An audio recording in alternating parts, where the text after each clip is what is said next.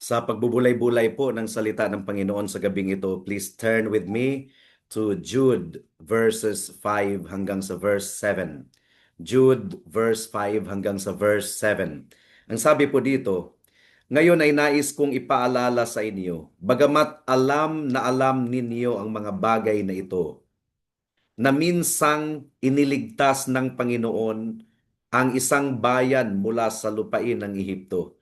Pagkatapos ay nilipol niya ang mga hindi sumampalataya at ang mga anghel na hindi nag-ingat ng kanilang sariling katungkulan, kundi iniwan ang kanilang sariling tirahan, ay iginapos niya sa mga tanikalang walang hanggan sa pamamagitan ng kadiliman hanggang sa paghuhukom sa dakilang araw. Gayon din ang Sodoma at Gomora at ang mga lungsod sa palibot ng mga ito na gumawa naman ng pakikiapid at nalulong sa kakaibang laman ay inilagay bilang halimbawa na nagdaranas ng kaparusahan sa apoy na walang hanggan. May the Lord bless the proclamation of His word tonight. Tayo po ay mga makakalimutin. Aminin po natin yan. Madalas nakakalimot po tayo kung saan natin inilalapag ang ating mga gamit, ang ating susi. Ay nakakalimutan po natin kahit yung mga pangalan ng ating mga dating kaibigan, mga classmates natin noong grade 1, grade 2, grade 3 hanggang high school ay doubt kung naalala pa ba natin lahat ang pangalan po nila. So we are really a people prone to forget. Pero nakakalungkot, kahit mga Christians, meron talagang tendency na ating makalimutan ang old gospel story. Mawaglit sa ating isipan. We are really prone to relapse to merit-based salvation. Kung hindi po tayo mag-ingat, it doesn't mean to say na nawawala ang ating kaligtasan. But there is really a tendency in all of us to resort to merit-based system. Now, sinulatan po ni Jude ang isang iglesia na alam daw nila ito. They were really very familiar and they are aware of these truths.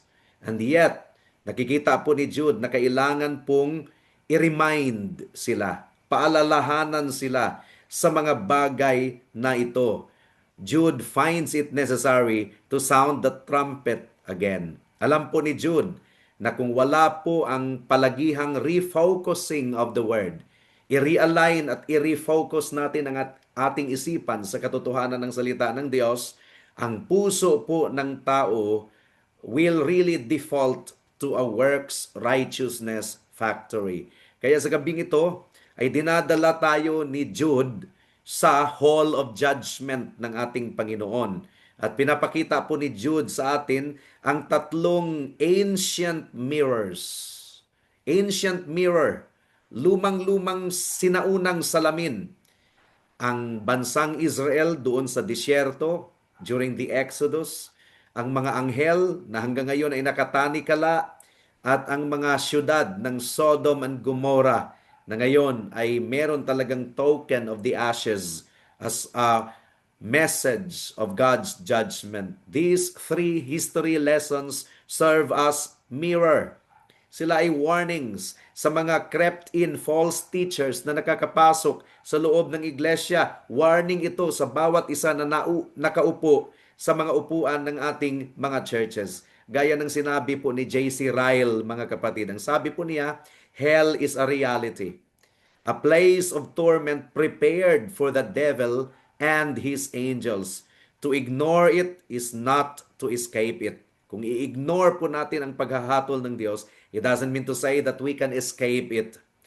Ang tema po ng ating pagbubulay-bulayan ngayong gabi is this: God's past judgments on Israel, the angels, and Sodom serve as a sovereign warning that proximity to grace is no substitute for saving faith, and rebellion against God's boundaries lead to inevitable destruction. At naway tulungan po tayo ng ating Panginoon sa ating pagpapatuloy. Meron pong tatlong bahagi ang ating pagbubulay-bulay ngayong gabi. Una, the rebellion of the redeemed Israel. Pangalawa, the pride of the celestial, the fallen angels. At pangatlo, the preservation of the plain, or the perversion rather of the plains, Sodom and Gomorrah. At naway gabayan tayo ng ating Panginoon sa ating pagpapatuloy. Tayo po muna ay manalangin at hilingin po natin sa ating Panginoon ang kanyang tulong. O dear Heavenly Father, salamat po, O Diyos, sa kalayaan na ipinagkaloob niyo sa amin ngayong gabi na mapagbulay-bulayan ang inyong salita at naway mangusap kayo sa amin at wala pong malagpasan ng pagkilos ng inyong biyaya. At dahil ito ay naka-live stream, naway malawak at malayo ang mararating ng message na ito. People need to hear the gospel message for the salvation of their souls and for the edification of the saints. At naway gamitin ninyo ito na mensahe tremendously for your glory and honor. Ito po ang aming samo at dalangin sa pangalan ni Jesus. Amen. The rebellion of the redeemed Israel. Ang sabi po ng verse 5, mga kapatid. Ngayon ay nais kong ipaalala sa inyo, bagamat alam na alam ninyo ang mga bagay na ito, na minsang iniligtas ng Panginoon. Ang sinasabi po ng ating Tagalog translation, ng Panginoon. But earliest manuscripts ay nagsasabing iniligtas ni Jesus. Talagang Jesus ang binanggit sa majority of the ancient manuscripts. Na minsang iniligtas ni Jesus ang isang bayan mula sa lupain ng Ehipto. Pagkatapos ay nilipol niya ang mga hindi sumampalataya. Now, in the case of the historical items na binanggit po ni Jude, sa verse 5 hanggang sa verse 7, kinilala po ni Jude na alam na ito ng kanyang mga readers. Pero nararamdaman pa rin ni Jude na kailangang i-remind sila patungkol sa mga bagay na ito. At gaya ng sinabi ko po kanina, we are a forgetful people. We constantly need mental refocusing and realignment. Forgetful tayo, nakakalimot po tayo sa katotohanan ng salita ng Panginoon. We need constant reminder. At napaka-opposite yan sa ating Panginoon. Sa ating omniscient God, all-knowing God. Ang memory po ng ating Panginoon ay infinite. Wala pong hangganan ang kanyang memory. Hindi po kailangan ng reminder ang ating Panginoon. Tayo, kailangan po natin ng reminder from time to time sa mga bagay-bagay. But our God doesn't need any reminder. He is omniscient. Ang kasalanan natin, buhat pa noong bata pa tayo hanggang ngayon. Ang Panginoon ay nakakaalam sa lahat ng mga ito. On the day of judgment, wala pong mamimiss na detalye ang ating Panginoon sa kanyang paghahatol. He will bring every deed into judgment. Yun ang sinasabi po ng Ecclesiastes chapter 12, verse 13 and 14. He will bring every deed into judgment with every secret thing, whether good or evil. At ang paghahatol po ng Diyos ay accurate. Talagang akma, swak na swak ang kanyang paghahatol. Accurate and conclusive. At ang tanging paraan na tayo ay makatakas mula sa eternal na paghahatol ng Diyos is that ang ating kasalanan ay mabura. At paano ito mabura? Kung buburahin ito ng ating substitute at salamat sa Panginoon, ay inalay na ni Kristo ang kanyang dugo doon sa cross ng Kalbaryo sa pamamagitan ng kaniyang sacrificial death, atoning death on the cross of Calvary. Ang kaniyang dugo ang siyang nagbura sa lahat ng mga kasalanan ng sumasampalataya sa Kanya. At ang Kanyang katuwiran ay idadamit sa lahat ng mga mananampalataya. That is our only hope. That our sins will be washed by the blood of Jesus and that we will be clothed in His righteousness by faith. Otherwise, wala po talaga tayong pag-asa. Yes, nakakalimutan po natin ang ating kasalanan. We forget our sins, pero hindi po nakakalimot ang Diyos unless they are covered by the blood of the Lamb. Unless na ang ating kasalanan ay matatakpan, matatabunan, mahugasan ng banal na dugo ng ating Panginoong Jesucristo. Now, binanggit po ni Jude na si Jesus talaga ang nagligtas sa bayan ng Israel mula sa pagkaalipin sa Ehipto. Sinabi ko na po kanina na meron pong iilang manuscripts, later manuscripts na ang Panginoon ang binanggit, ho kurios. But earlier manuscripts, mas marami po ay talagang si Jesus po ang binanggit. Jesus delivered His people from slavery, from the land of Egypt. And then later, ay dinestroy po ng ating Panginoong Hesus ang mga hindi sumampalataya doon sa wilderness, doon sa ilang. Nilipol po ng ating Panginoon. Ah, Textual criticism po muna tayo.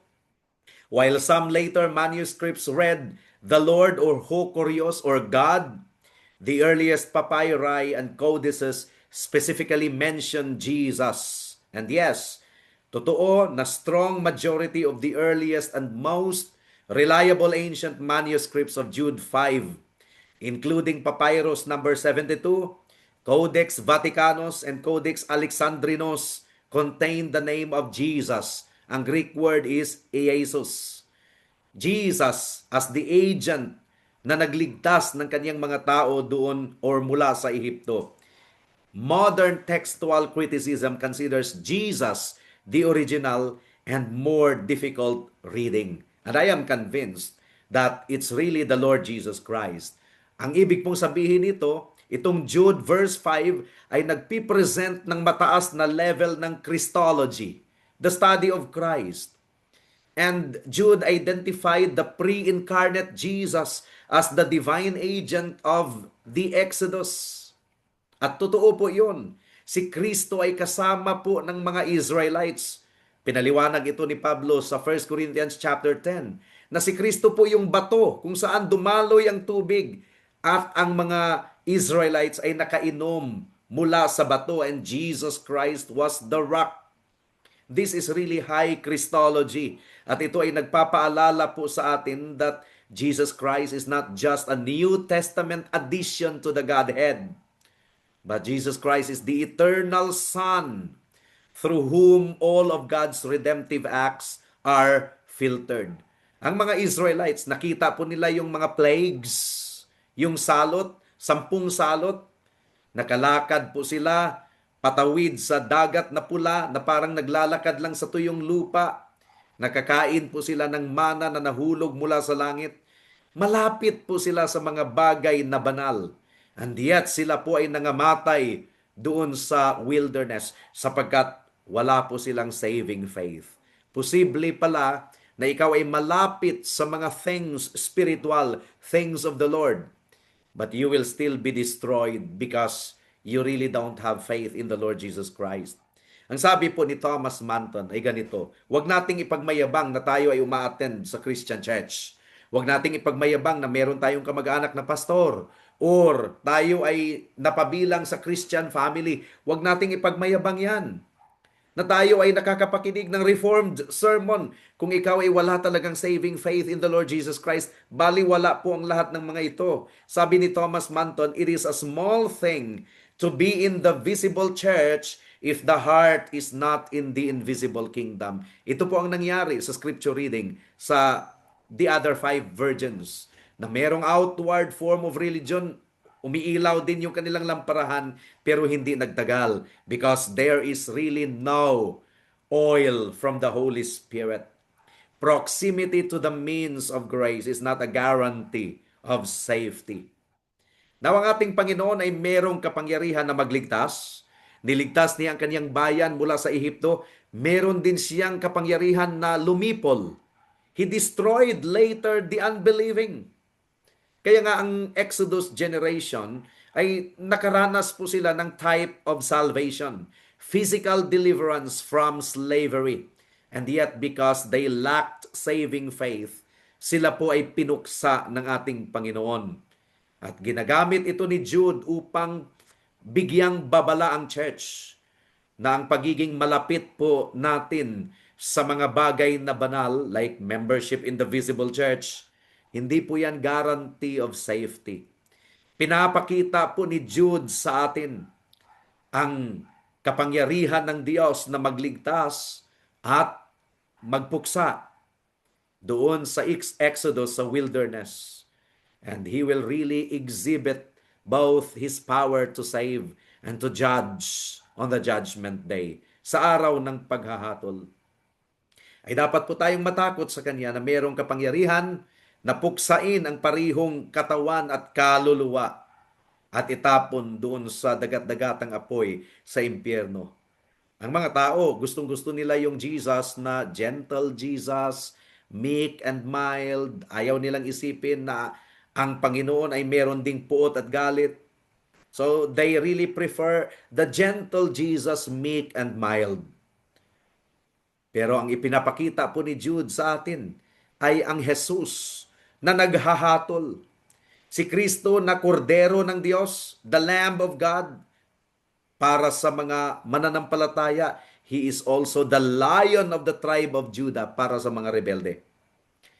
Unbelief is not a mere mistake. Ang unbelief is a rejection of the divine authority that invites distraction. And that is why we preach. Kaya tayo po ay nangangaral sapagkat kailangan po ng mga tao na marinig nila ang ebanghelyo upang sila po ay manampalataya sapagkat malinaw ang sinasabi ng Biblia, faith comes by hearing and hearing by the word of Christ. Kailangang manampalataya ang mga tao sapagkat si Kristo ay nag-pronounce that He will really destroy those who do not believe in Him. At kung si Kristo ang siyang hukom na mag-destroy sa mga unbelieving, then the preaching of the gospel is the highest form of rescue work.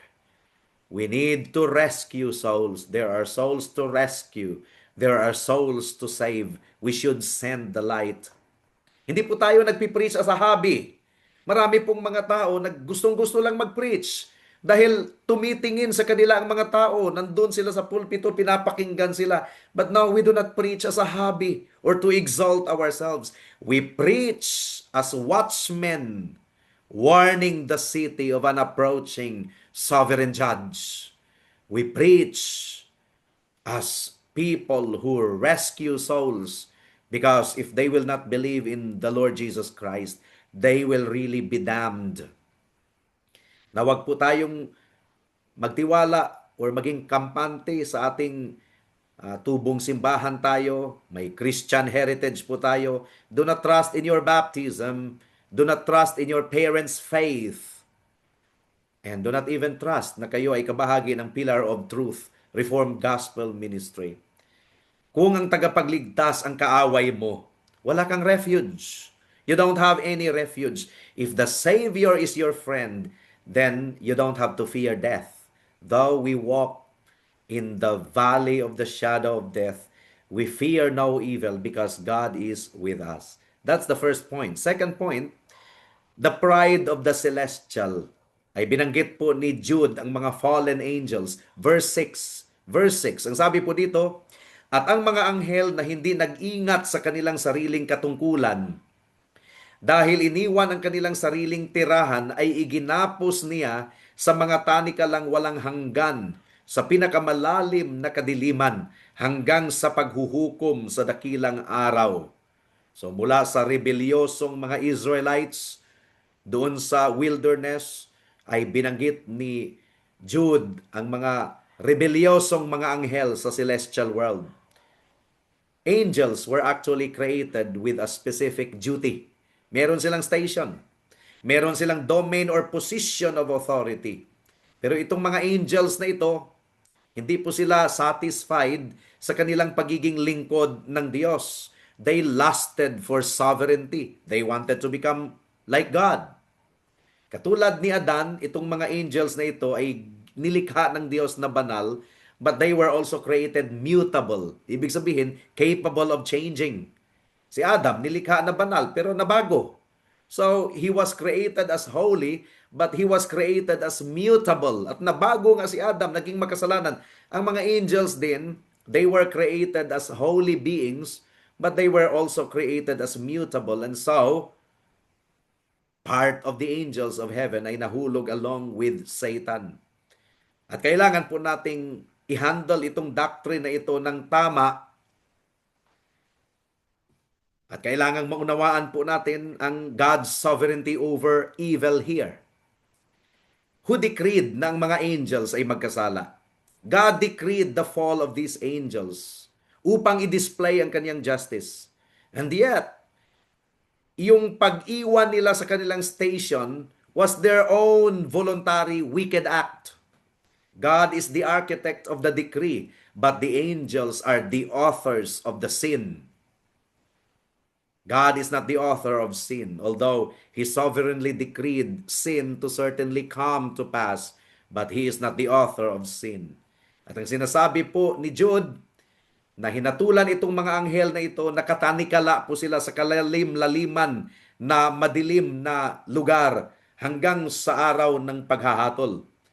Ano bang ibig sabihin po nito? Literal ba ito? Kung literal na nakatanikala ang mga anghel sa malalim na lugar, madilim na lugar, ay hindi sana sila nanggugulo sa mga tao dito sa mundo. Hindi sana sila tinawag na princess of the power of the air or the spiritual forces of evil na kailangan po nating i-wrestle or labanan. Itong gloomy darkness na ito, yung nakatanikala itong mga fallen angels na ito, ay tumutukoy po ito sa kanilang fixed spiritual condition. Spiritual condition na hindi na talaga nababago. Wala nang pag-asang maligtas ang mga fallen angels. Si Satanas wala nang pag-asang maligtas. Ano? Magpipreach kayo sa gospel, sa mga demonyo para sila ay maligtas. Wala pong kaligtasan para sa kanila. Naka-fix na, nakatanikala na po sila. They are chained to their own rebellion and restrained by the certainty of their coming doom. Gaya ng mga bilanggo, mga prisoner na naka-line up na bibitayin. Pero habang hindi pa po sila pinaparusahan ng death sentence, ay malaya pa silang makakalakad sa kulungan. Pero eventually, wala po talaga silang takas dahil sila po ay hahatulan eventually. These demons are free to do evil now, but they are chained to the inevitable judgment of the great day. And this is the heart of the great distinction between fallen men and fallen angels. Ang Jude verse 6 ay nagha-highlight sa hindi masukat na awa ng Diyos sa mga tao. Noong nahulog po ang mga anghel sa kasalanan, wala pong kordero na i-provide ang Panginoon para sa kanila. There is no angel become flesh na mamatay para sa mga demons, para sa kanilang kaligtasan. Ang kanilang condemnation was instantaneous and eternal. Eternal ang kanilang condemnation. Wala na talagang pag-asa sa kanila na sila ay maligtas. Gaya ng sinabi po ng Hebrews chapter 2 verse 16. Ang sabi po dito, Hebrews 2:16, "For surely it is not angels that He helps, but He helps the offspring of Adam." Tiningnan po ng ating Panginoon ang human nature at siya ay naging tao, hindi po naging anghel si Kristo. Hindi siya nagkaroon ng angelic nature. The chains that bind the demons emphasize the liberty offered to sinners. Merong pag-asa para sa kaligtasan ng mga makasalanan. Itong mga angels na ito, iniwan nila ang kanilang proper dwelling, ay mag-ingat po tayo na hindi natin iiwan ang ating proper dwelling. Ang kasalanan ng mga angels was that they were not satisfied with the station kung saan inilagay sila ng Diyos. At tayo man din, whenever we resent God's providential placement for us, kung tayo ay nagre-resent tayo sa ating role sa church or sa ating role sa ating marriage or nagre-resent tayo sa ating callings, we are actually flirting with the same spirit that sent angels into eternal chains. At mamangha po tayo sa pagiging unique ng Ebanghelyo. Ang mga demons, they have perfect intellectual theology. Naunawaan po nila ang gospel. Naunawaan nila ang patungkol sa Diyos. They believe in God at nanginginig pa nga eh. According to James 2:19. But they have no hope. Wala talaga silang pag-asa. Ikaw o ako, kaibigan, may pag-asa tayo. Inalok po sa atin ang ating Diyos at tagapagligtas. Huwag po nating ituring ang dugo ni Kristo as a very common or ordinary thing. Ito ay awa. Awa ng Diyos na hindi natanggap ng mga fallen angels. Even the highest fallen angels ay hindi talaga nakasumpong ng awa ng Diyos. But there is hope for sinners like you and me. There is hope. Now, if fallen angels are already kept in chains by the decree of God, nakatanikala na po sila, sigurado na talaga ang kanilang eternal na paghahatol, then the church need not fear those fallen angels. They are a defeated foe. Talunan na po sila. They are permitted to prowl only. Pinapahintulutan sila na manggugulo as far as God permits them to do. And their great day of final execution is already on the calendar. And that leads us to the third and final point, the perversion of the plain. We are talking about Sodom and Gomorrah. Verse 7. Ang sabi po ng verse 7, pangatlong example na binigay ni Jude, gayon din ang Sodoma at Gomorrah at ang mga lunsod sa palibot ng mga ito na gumawa naman ng pakikiapid at nalulong sa kakaibang laman ay inilagay bilang halimbawa na nagdaranas ng kaparusahan sa apoy na walang hanggan. And finally, ay talagang dinala po tayo ni Jude sa smoke rising from the five cities of the plain. At nilinaw po ni Job na hindi lang pala ang Sodoma at Gomorrah ang pinuksa ng Diyos at that time. Representative lang pala ang Sodoma and Gomorrah. Kasama din pala ang surrounding cities. And traditionally, kung ating babasahin ang Deuteronomy 29:23, kasama po ang Adma at saka ang Zeboim. Hindi lang Sodom and Gomorrah pala. Binanggit madalas ang Sodom and Gomorrah kasi malalaking syudad, but they are not limited or exclusive to Sodom and Gomorrah palang nangyari at that time. At nagpapakita po talaga ito sa atin na ang paghahatol ng Diyos ay hindi po isolated event. Kung ang isang culture ay collectively iniwan po ang moral law of God, the entire region is treasuring up wrath for the day of wrath. Gaya na nangyari sa Sodoma at Gomorrah at saka sa mga neighboring cities. At kinonek po ito ni Job, itong mga nangyari sa Sodom and Gomorrah sa mga false teachers na hindi namalayan na nakapasok na pala sa loob ng iglesia. At gaya ng mga anghel, ay iniwan po nila ang kanilang proper dwelling. Ang mga kalalakihan din sa Sodom ay iniwan nila ang kanilang natural sexual relations with women. At nag-alab sila sa mga kapwa lalaki. Homosexuality.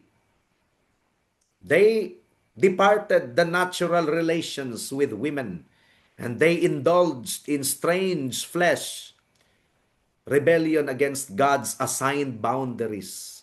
Ang Diyos naman talaga ang nag-assign sa ating mga boundaries. Ang Diyos ang nag-decide na ikaw ay lalaki o ikaw ay babae. Ang Diyos po ang nag-decide at hindi po nagkakamali ang ating Diyos. At kung talikuran mo ang boundary na sinet ng Panginoon sa iyo, what will happen to you or what happened to Sodom and Gomorrah and what happened to those fallen angels will also happen unto you, but there is forgiveness in the Lord. Meron pong kapatawaran sa Panginoon. Whether celestial or biological, kung iiwanan po ang sinet na boundary ng Panginoon, it is the root of God's judgment. Tandaan po natin yan. And Jude is explicit about the cause of the fire. Ano ba ang cause kung bakit nilipol ang Sodom and Gomorrah? Ang cause po ay sexual immorality and the pursuit of strange flesh. Bakit strange flesh? Dahil lumabas ang mga lalaki sa natural na sexual relation with women at sila po ay nag-ahalab sa isa't isa. Well, ang mga woke culture ngayon, ang mga liberal, ni-redefine po nila ang kasalanan ng Sodom and Gomorrah. Hindi daw homosexuality daw talaga ang kasalanan noon, but inhospitality. Hindi daw sila naging hospitable. Hala, sige, babaguhin ninyo ang narrative ng banal na kasulatan. You twist the truth. You suppress the truth in unrighteousness. Tell that to God. Jude and the broader witness of the scriptures, katulad ng Genesis 19 and Romans 1, ay malinaw na nag-identify that what happened to Sodom and Gomorrah was a radical departure from God's design for human sexuality. At yun ang dahilan kung bakit ang ating Confession of Faith, ang Sumarium Fidei Christianae Filipinas 2026, ay nag-devote talaga tayo ng isang chapter. Nagdagdag tayo to deal with this issue, to codify it sa Confession of Faith, because this was something na hindi talaga tinalakay ng Westminster Confession of Faith at ng 1689 London Baptist Confession of Faith. It is the pursuit of that which is outside the hetero design established in Eden. Ang batas po ay reflection ng character ng ating Diyos. Kung tatawagin nating mabuti ang masama at ang masama ay mabuti, is to assault the holiness of the lawgiver.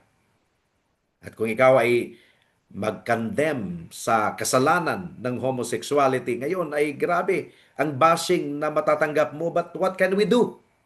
What can we do? We have to proclaim the truth in love. We speak the truth in love, but we do not muffle the truth to please the world. The fire of hell, the fire that fell on Sodom and Gomorrah, ay isang type of judgment, but the reality is eternal fire that will take place someday. At ang sinasabi po ni Jude that these cities serve as an example. Example. God turned them to ashes to provide a permanent, visible warning to every succeeding generation. Ang usok rising from the Dead Sea region in history is a silent sermon on the reality of hell. At ang punishment ng Diyos is eternal fire. And it confirms the doctrine of eternal conscious punishment. This is the second death na binanggit po sa Book of Revelation. Second death na wala na po talagang exit po nito para sa mga gumagawa ng kasalanan at para sa mga nangamatay na hindi nagsisisi. Do not be deceived by fashionable sin. Ginagawang fashionable sa ating kapanahunan ngayon ng kasalanan. Ang opinion ng 21st century, wala pong timbang yan, walang bigat yan in the court of heaven. Kung ikaw ay lalaki at nagsisikap ka na ikaw ay maging babae, magmukhang babae, kinonvince mo ang sarili mo na ikaw ay babae, lalaki ka pa rin nahaharap sa Panginoon sa paghahatol. What was a punishable abomination in the days of Lot at Sodom and Gomorrah ay nananatili hanggang ngayon. Kailangang mag-exercise tayo ng pag-ibig sa mga makasalanan. We must love the sinner enough to warn him of the fire. Hindi siya bigyang comfort sa kanyang preference. But we will really wound in order to make the person escape from the wrath of God. Hindi po hinatulan ng Panginoon ang Sodom and Gomorrah overnight at hindi po sila naging malala overnight. It was a gradual indulgence in immorality. Kailangang ingatan po natin ang ating mga puso at ang ating mga tahanan at ang ating churches. Baka maka-creep in unaware ang influence ng sensuality na winarningan tayo ni Jude sa verse 4. Sodom had no way of escape once the fire fell. Nung bumuhos na po yung apoy, wala na po talagang escape ang Sodom. Pero may paraan pa, kaibigan, na ikaw ay makatakas. Bago pa po ibuhos ng Panginoon ang kaniyang buong paghahatol, meron pang chance na ikaw ay makatakas. Kailangang ikaw ay tumakbo mula sa city of destruction. Run to the mountain of Christ, gaya ng ginawa ni Lot at ng kaniyang mga anak. Doon po sila tumakbo sa isang bundok. Hindi sila nabutan ng apoy mula sa Sodom and Gomorrah. Run to Christ, the mountain of Christ. He is the only one who can shield you from the wrath to come. So triple warning pala ang binigay ni Jude sa atin. And if God did not spare the unbelieving Israel, if He did not spare the mighty angels, and if He did not spare the cities of the plain, bakit mo iniisip na makakatakas ka mula sa paghahatol ng Diyos kung nireject mo ang ating Diyos at tagapagligtas na si Jesucristo? The scripture warns us of eternal fire, but the good news is that the gospel points us to eternal life. Magsisi ka, kaibigan, sa sin of unbelief that kept Israel in a desert. Repent of the pride na siyang dahilan kung bakit ang mga angels ay nahulog at hinatulan ng Diyos. Repent of the immorality that turned Sodom to ash. You cannot manage your sin. You must abandon it. Kailangang talikuran po ito. Si Jesus, ang hukom na binanggit sa Jude verse 5, siya din ang tagapagligtas na binanggit ng Jude verse 5. Jesus Christ took the fire of God's wrath on the cross upang ikaw ay ma-rescue mula sa apoy ng impyerno. At si Jesus po ang sinaktan, hinagupit. Siya ang namatay doon sa cross ng Kalbaryo upang ikaw, kaibigan, ay maging malaya. Ang Sodoma ay wala talagang takas mula sa apoy. Ang mga fallen angels ay hindi na makakatakas. But you have been warned before the fire falls. Katulad ni Lot, nawa ay talikuran mo ang kasalanan. Repent of your sin. Run to Jesus Christ for complete forgiveness and pardon. Run to the mountain. Run to Christ. And He is the only shield that can withstand the wrath to come. At sinalo na po ni Kristo lahat ang puot at galit ng Diyos laban sa kasalanan doon sa cross ng Kalbaryo. At kung ikaw ay manampalataya sa Kanya, hindi ka mapapahamak kundi may buhay na walang hanggan. Gawin mo ito ngayon, kaibigan, baka bukas ay huli na ang lahat. Tayo po ay manalangin. O aming Panginoon, salamat po sa mensahe ng inyong salita. At hinihiling po namin, o aming Panginoon, na magkabunga ito sa lahat ng mga nakapakinig. We pray, O Lord, na hindi baliwalain ng mga kaibigan namin ang mensahe na ito. Help them to flee from the wrath to come while there is still chance. Salamat po. Ito po ang aming samo at dalangin sa pangalan ni Jesus. Amen and Amen.